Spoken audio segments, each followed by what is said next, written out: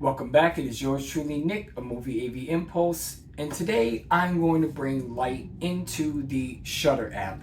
Yes, I know, being a physical media collector, it is not easy to talk about apps because in some cases we feel that these apps are taking away from us being able to get physical media. But unfortunately, this is the world that we live in, and this is going to be the new direction that I'm going to take this channel, along with still physical media stuff, 4K reviews, life lessons, top fives. I mean, the whole shebang. Message! We are going to start tapping into a whole new market.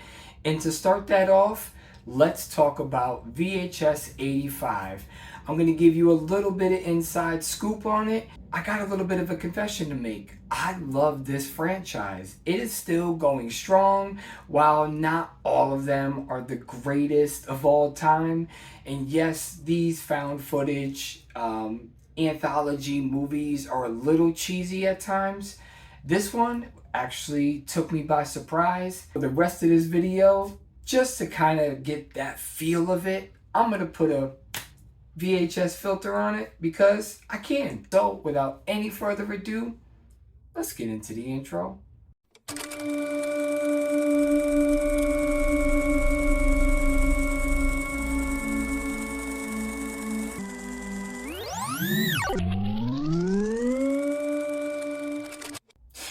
VHS 85.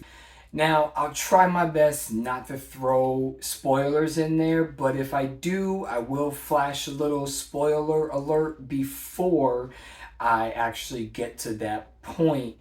Now, this does have 5 different little short stories.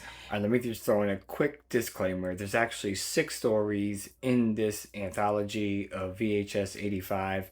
The one that I forgot to mention was my least favorite. It's probably why I forgot, because I do not pre-script any of my stuff. It is all just free thought. I do it and then I edit later and realize I forgot to mention this one story.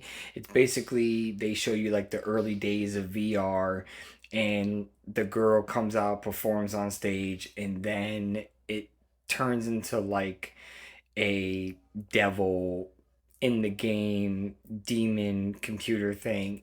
It's really the least of my favorite ones. So I did forget to mention that. Wanted to drop that little disclaimer in here. So there's 6 stories, not 5. But next time, I promise y'all, I will remember. But that's my fault. Anyways, back to the video. Love y'all. And one of those short stories is chopped up and kind of shown in between each of the other 4, and then ending with that one.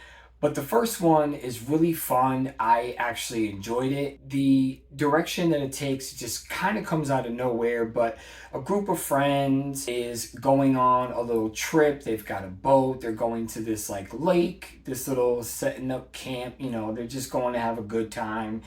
But there's something weird and creepy about the lake they're skiing in. And while they're having fun, having a great time, and there's like this little love couple that is in the story, and they end up like staying behind while the other 4 go out on the boat. It just, all of a sudden, they're all having a great time. They're having a blast. They're all trying this out. And then you get what you hear in the background is gunshots, and you hear another one and another one. So they start to get like all weary about what's going on. As they look back at the campsite, they realize there's just a pickup truck there.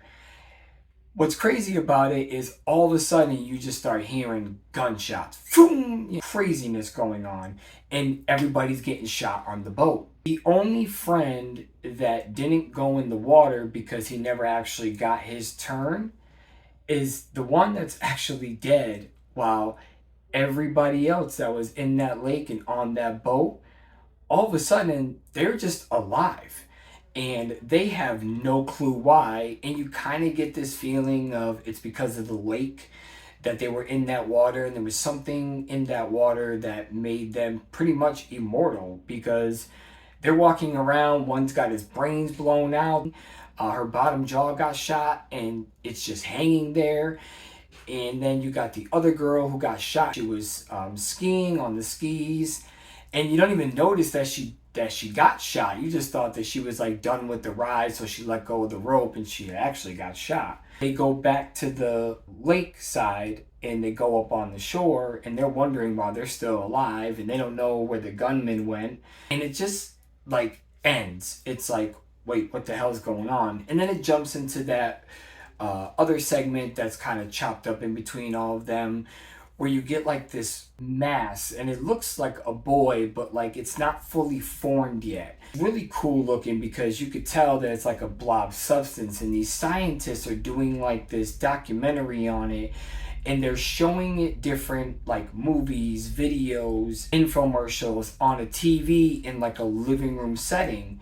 So while they're observing and watching, this blob type creature is just taking shape and turning into other things that he sees on the TV or people that he interacts with. Only a certain part of the personnel can actually go and talk to this blob thing and try to figure out what's going on with it. So then you jump into this other story with a camera crew, they're a news crew, and it's in Spanish, so you got to read subtitles. The subtitles are automatically there. You can't take them away.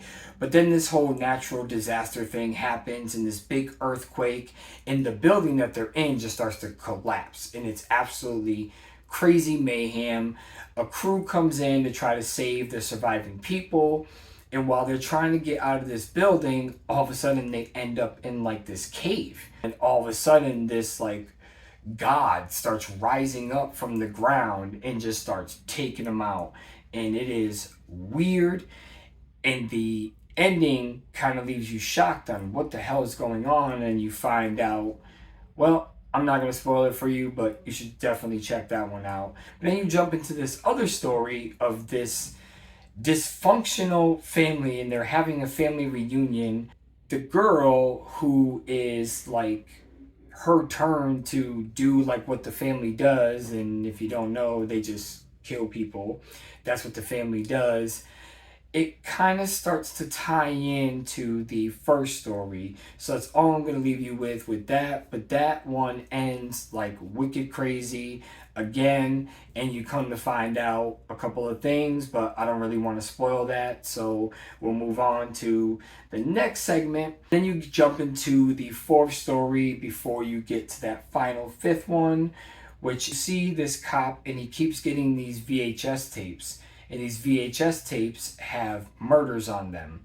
They don't know where the murders are happening, but a couple of days later, they end up actually going to the crime scene, and the detective is like, you know, in his head, like, I just got this on VHS like a couple days ago, and now it's actually come to fruition.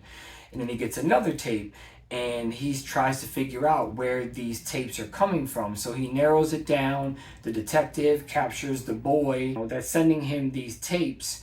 They end up arresting him and interrogating him. And of course, when they interrogate, they got the cameras on you.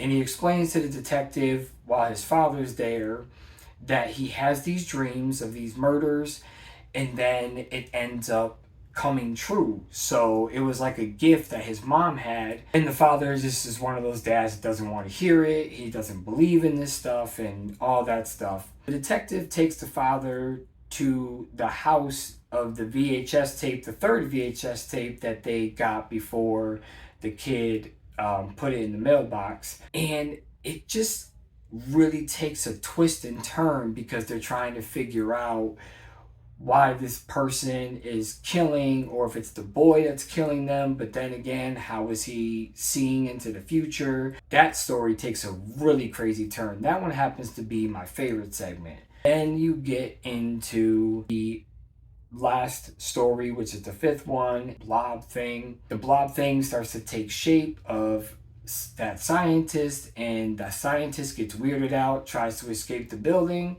and then all mayhem breaks loose, and that ends in a very weird way. But overall, I would give this movie a 7. It's definitely one of the better ones. I think the first one is really the one that did it for me, that sucked me into the franchise, and the rest kind of either up and down. But this one is definitely a 7, definitely worth the watch, and is highly recommended that you check it out. And don't miss out on Wednesday's video as I bring you a top 5 Shudder series originals that you are probably missing out on or you skipped on, and you should really go back and check them out.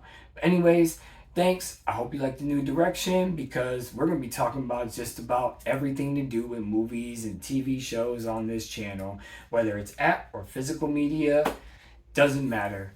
Here we are. This is the new start. So much love, respect, hit that subscribe, hit that like, and I will see you on Wednesday's video. Peace.